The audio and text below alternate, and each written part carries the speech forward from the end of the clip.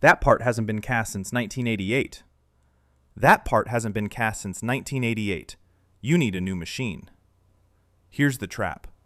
The farmer's been running that tractor debt-free for 3 decades, completely paid off since 2003. The new $6 million they're pushing? $185,000, $740 monthly. But then the door opens. A man in a grease-stained cap walks through. 74, retired. Doesn't say much, just listens, and everything stops. Let's back up. This didn't start with a refusal. The 4020 came into the farmer's life used. Mid-1990s. $8,000. Cash. Machine was already 30 years old by then, built in the early 70s. No computer under the hood. No software locks. No diagnostics tool that'll shut you down if you turn a wrench without corporate permission. Just iron. Diesel. And the kind of simplicity that rewards you for knowing your machine inside and out. He knew his. Oil changes on a schedule he tracked himself. Fuel filters replaced before season every time. Timing adjustments he could dial in with nothing but a screwdriver and 30 years of listening to how a diesel breathes. He knew every bolt on that tractor. Where it needed to be torqued. Why it was there. What it held together. The machine ran like it was built yesterday. Then the fuel injection nozzle started running ragged. Rough idle in the morning. Black smoke coming out at cold start. The casting had finally given up. 50 years of diesel combustion. Heat cycles. Pressure. Worn past tolerance. So he called the dealership. Simple transaction, he thought. Give them a part number. Write a check. Done in an hour. Maybe less. Parts department said it was discontinued. That nozzle, AB1621R, Waterloo factory code. Specific casting Deere used across the entire 4000 series line from 1964 to 1972. Thousands of those nozzles still running in machines across farming country. Still working, still holding tolerances, still doing the job they were cast to do. But the salesman didn't mention any of that. He saw an opportunity instead. Pivoted hard. Stopped talking about the part. Started talking about trade-in value. Financing packages. A shiny new $6 million with computers in the cab. GPS mapping. Hydraulic remotes you could dream about. $185,000. $740 monthly. 7 years straight. That's $62,000 in interest alone. The farmer said no. Can't afford it. Doesn't want the debt. The salesman leaned in anyway. Made it sound like he was doing him a favor. Said you can't run iron that old anymore. Compliance issues now. EPA regulations. Won't let them sell parts for machines that old. Says it's not their choice. It's mandated from above. Turns out that was a lie too. Here's the thing the salesman didn't say. The dealership's DMS system, that's the dealer management system, the computer that runs everything. It had that nozzle in stock right then, right there in the inventory. But it was flagged depot only. Hidden from the customer-facing screen. Artificial scarcity. Manufactured to push the trade. Corporate strategy's been the same for 2 decades. Force aged equipment owners into new leases. Old machines look like liability in their eyes. New machines equal recurring payments. Debt. Dependency. 20 years of $700 monthly notes instead of owning one piece of iron that doesn't owe anyone a penny. The farmer left that dealership that day frustrated, angry, thinking the system had beaten him. But then something shifted. He mentioned it to a neighbor at the co-op, just venting, just saying how this thing works against guys like him. The neighbor listened. Then he said something simple. My uncle worked at Waterloo Works. Let me make a call. 3 days later, a truck pulls into the farmer's driveway. Old Ford, dented fender, toolbox in the back. The man who steps out is 74. Name's Frank. Grease under his fingernails. The kind that doesn't wash out anymore because it's been there so long, it's part of the skin. Frank spent 38 years at Waterloo Works. Started in the foundry in 1972. Came in as a young kid, 19, maybe 20, and never left. Worked his way up through the melt, through the casting floor, ended up in engine design. 40 years of watching metal become machines. He knows the 4020 better than most people know their own hands. Built the tooling for those injection nozzles. Watched them get cast. Watched them get tested. Knows what a good one sounds like under load. The farmer shows him the machine. Walks him around it. Explains what happened. Rough idle. Black smoke. The whole thing. Frank doesn't say much. Just listens. Runs his fingers over the casting like he's reading Braille. Then he asks to see what the dealership told him. The farmer hands over the paperwork.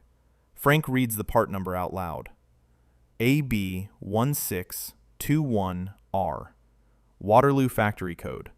1970 production run. He's quiet for a second. Then he pulls out a notebook from his jacket pocket. Worn leather, pages yellowed, handwritten records, engineering notes, casting specs, factory codes. 38 years of institutional memory sitting in a 3x5 notebook. Frank flips through it, finds the page, cross-references the nozzle against what Deere's using in modern industrial engines. His finger traces the numbers. That nozzle, he says, hasn't changed. Same specs, same tolerances. They're still casting it, just not for tractors. Here's the thing nobody tells you about big manufacturers. They use the same parts across multiple product lines. Same fuel injection nozzle that works in a 4020 tractor works just fine in their industrial engine division. Same casting, same function, same tolerances. But they sell it under a different part number, different catalog, different channel. So when a farmer calls for the nozzle, the system says discontinued. But when an industrial supply house calls for the equivalent casting, Deere's shipping them out by the box. Frank explains the DMS trick to the farmer, the dealer management system, how it works, how the parts department has filters built into it. They can flag inventory depot only, hidden from the customer-facing screen, creates artificial scarcity, makes the customer think the part doesn't exist, pushes them toward the trade. It's policy. It's systematic. The farmer asks, "So can we prove it?" Frank smiles. Not a big smile, just a small one. The kind you get when you've already figured out how the machine works. "Yeah," he says, "but we're not asking permission this time. We're going back to that dealership, and we're going to show them what they already have." The farmer doesn't fully understand yet, but he nods, loads up his documentation. They get in the truck together and drive toward town. They walk into the dealership together. The salesman spots the farmer, already reaching for his tablet, ready with another pitch about that new 6M. He doesn't register Frank at all, just sees a customer he's already primed. Then Frank steps forward, doesn't introduce himself, doesn't smile, just looks at the salesman and says, "Show me your parts lookup system." The salesman hesitates. You can see it, the pause, because that's not how customers talk. That's not the language of someone who wandered in off the street. Frank doesn't wait for permission. He just stands there, steady. "I designed the tooling for AB1621R in 1970. I know what you're running. Let's pull the real inventory." The salesman tries to deflect, starts talking about policy, about how it's not his decision, about how he needs to get a manager. Frank cuts through that, voice quiet but solid. "I worked at Waterloo for 38 years. I know your system better than you do. Show me the override." The color drains from the salesman's face, because Frank just used terminology that only engineers know, only IT staff, only people who've seen inside the machine. The salesman calls his manager. The manager walks out maybe 5 minutes later. Younger guy, corporate trained, confident in the way that comes from believing the system always protects you. He puts on his professional voice, understanding, patronizing, says he gets the frustration, but they have policies, compliance requirements, nothing he can do. Frank stops him right there. "Your DMS has an all-region override. Pull it. Show me the real inventory for AB1621R. The manager's face shifts. He knows exactly what Frank just said. That's not guessing. That's not customer service language. That's internal system terminology. That's someone who knows. "Even if we have it," the manager tries, "we can't sell it. That tractor's too old. Liability concerns. EPA won't allow it." Frank leans in. Not aggressive, just direct. EPA guidance from 2026 explicitly states manufacturers can't use emissions regulations to restrict repair access. You've read that memo, right? The manager hasn't. Frank pulls out his phone, pulls up the guidance, reads it out loud so everyone in the service bay can hear. Manufacturers can no longer use the Clean Air Act to justify limiting access to repair tools or software. Frank's voice stays level the whole time. But there's weight in it. The weight of someone who knows he's right, who's not angry, who's just stating a fact that the system doesn't want stated. So either you're violating federal guidance, Frank says, or you're lying about why you won't sell the part. Which is it? The manager's options collapse right there. He can't cite EPA, can't cite liability, can't cite environmental regs anymore because Frank just cited the federal document that says those regs protect repair access. Frank pivots to what I call the technical kill shot. AB 1621R. Same casting you use in your industrial engine line. Still in production. Still meets all specs. You've been selling it since 1998 to manufacturers. So I want to know something simple. Why will you sell that exact nozzle to a factory in Indiana, but not to a farmer in Iowa? The manager realizes he's been cornered. The part exists. It's legal to sell. The refusal was purely about forcing the trade. There's no policy that holds up. There's no regulation. Plain. The farmer needs one nozzle, plain. The farmer needs one nozzle. You're going to sell it to him. At cost. Today. The manager disappears for 15 minutes. When he comes back, he's holding the part. AB 1621R. Waterloo casting. $47. The farmer installed that nozzle himself that afternoon. Took him maybe an hour. Torqued it to spec. Primed the fuel line. Started the diesel. Sound changed immediately. That rough idle smoothed out. Black smoke stopped. Machine breathed right again. Runs fine today. Still does. Years later, it's still turning over. Still pulling. Still doesn't owe a penny. But this wasn't just about one part. This was about who controls repair. Who owns the machine once you've bought it? And whether a person can actually maintain what they legally own. Corporate dealerships have been doing this systematically for 2 decades now. Not accident. Strategy is simple and brutal. Make old equipment impossible to maintain. Force owners into new purchases. Lock them into financing. For farmers, this isn't abstract. A $185,000 tractor payment is existential. $740 a month for 7 years. That's real money bleeding from the operation. Debt compounds. Interest adds up. The bank owns more of that machine than the farmer does. And when the next breakdown comes, the dealer's already got leverage, already owns you. The 4020 farmer didn't have that debt. Paid the machine off in 2003. Owned it clear. No bank, no monthly note, no dealer dependency. He could fix his own equipment. He could source his own parts. He was independent. And that independence, that's the threat to dealerships.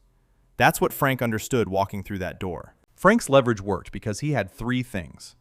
Technical knowledge that was real, insider credibility that couldn't be faked, and documentation that proved the lie.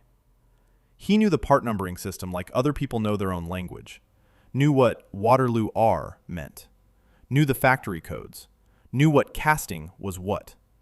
That's not luck. That's 38 years of grease and blueprints and precision.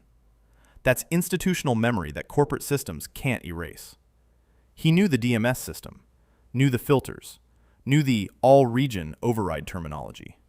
That's not guessing. That's living inside the machine so long you become part of it. You know where the levers are. You know what moves what. You know the difference between what the customer screen shows and what the real inventory says. And he had the EPA memo, had the documentation, had the federal guidance that said manufacturers can't hide behind environmental regulations to block repairs. That's proof. That's the paper trail that kills the lie. Without Frank, the farmer loses. He buys a new tractor he doesn't need, takes on a debt he can't afford, becomes dependent on dealer financing for the next 20 years, watches his operation get smaller because money that should go to fuel and maintenance is bleeding toward monthly payments. Frank's victory that day was local, small, one tractor, one nozzle, one farmer who didn't have to choose between buying new or going broke. But the war is national. Manufacturers have their arguments. They say they need to protect intellectual property, prevent illegal modifications, ensure emissions compliance, keep operators safe. Some of that's true, not all of it. But it sounds reasonable when someone with authority says it. The real motive, though, living under the reasonable language, is control. Control the aftermarket. Control repairs. Control the entire life cycle of the machine from factory to grave. If you own the repairs, you own the customer. If the customer can fix it themselves, they own themselves. They're independent. They don't need you. That's the threat. John Deere has been explicit about this. Internal documents show it. They view independent repairs as liability, as risk. They've lobbied against right-to-repair legislation, used copyright law to lock down diagnostic software, restricted access to service bulletins, made it legally risky for farmers to even work on their own machines. But some states are starting to push back. Texas is fighting. Colorado passed legislation. Vermont's moving on it. Right-to-repair laws for farm equipment. Says farmers can work on what they own. Says dealers have to provide parts and information. The EPA guidance Frank cited matters. It says you can't hide behind environmental regulations to block repairs. But it's guidance. It's not law yet. Dealerships can still ignore it if the farmer doesn't know to push back. This is why Frank's knowledge matters. He's not fixing one tractor. He's enforcing a principle. You own what you buy. That nozzle is yours because you bought the machine. The right to fix it is yours because it's yours. Most farmers don't have Frank, don't have his institutional memory, don't know the part numbers, don't know the DMS overrides, don't know that discontinued is a lie. So they surrender. They buy new. They finance. They become dependent on the dealer every time something breaks. The old way, maintaining your own iron, knowing your machine inside and out, fixing it yourself, is being systematically eliminated. Not because it doesn't work. It works perfectly. It's being eliminated because it threatens the business model, because it makes people independent. Frank represents what corporate systems are designed to erase: the mechanic who knows, the engineer who remembers, the person who can't be fooled because the machinery is more honest than the salesman's pitch. So what does a farmer do if they don't have a retired Waterloo engineer in their contact list? First, know your machine. Really know it. Learn the part numbers. Understand what the casting codes mean. Keep a notebook like Frank did. This takes time, but it's yours to keep. Once you know what your machine actually is, you've got leverage they can't take away. Second, document everything. Keep service records. Keep receipts. Keep copies of manufacturer documentation. Every oil change. Every filter replacement. Every adjustment you made. This is your proof. This is what shows you've maintained the machine properly. When a dealer tries to tell you the tractor's too old or too risky, you've got the paper trail that says otherwise. Third, know your rights. The EPA guidance exists. Right to repair laws are expanding. You're not breaking the law by fixing your own equipment. You own it. That's not gray area. That's clear. Fourth, use aftermarket suppliers. Parts are out there. A B1-621R can be sourced through industrial suppliers, not just John Deere dealers. Farm and Ranch Depot, JJ Ag Parts, specialty vendors who understand that farmers need options. Once you know the part number and what it does, you've got choices the dealer doesn't want you to know about. Fifth, build your network. Find the mechanics. Find the engineers. Find the people who remember how these machines work. They're still out there. They're in every farming community. They're the people who'd help a neighbor like Frank help the farmer. Start connecting. That network is worth more than a warranty. Sixth, push back on the dealership. Don't accept discontinued at face value. Ask for documentation. Ask for the override. Ask to see the EPA memo. Make them prove the lie. Make them say it out loud.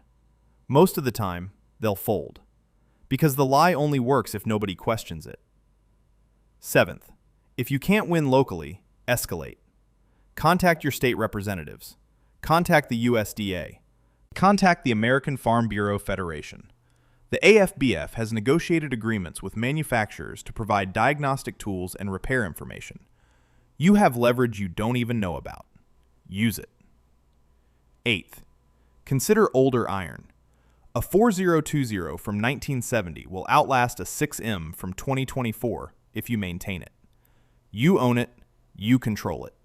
No software locks, no dealer dependency, no monthly notes. This isn't romantic nostalgia, it's practical economics. A paid-off tractor is worth more than a financed one, even if the financed one is newer. Because value isn't about horsepower or features, it's about freedom. It's about not owing anyone a penny. It's about knowing your machine and trusting your hands. That's what the 4020 farmer has now. That's what Frank protected that day. That's what's actually worth fighting for. The 4020 still runs, still pulls, still doesn't owe a penny to anyone. The farmer's son is learning to maintain it now, knows the part numbers, knows the casting codes, knows what Waterloo R means. That knowledge, grease-stained, real, passed hand to hand, is what corporate systems can't automate away. If you've got old iron that still runs, or if you believe the right to repair is worth defending, subscribe. This story isn't over.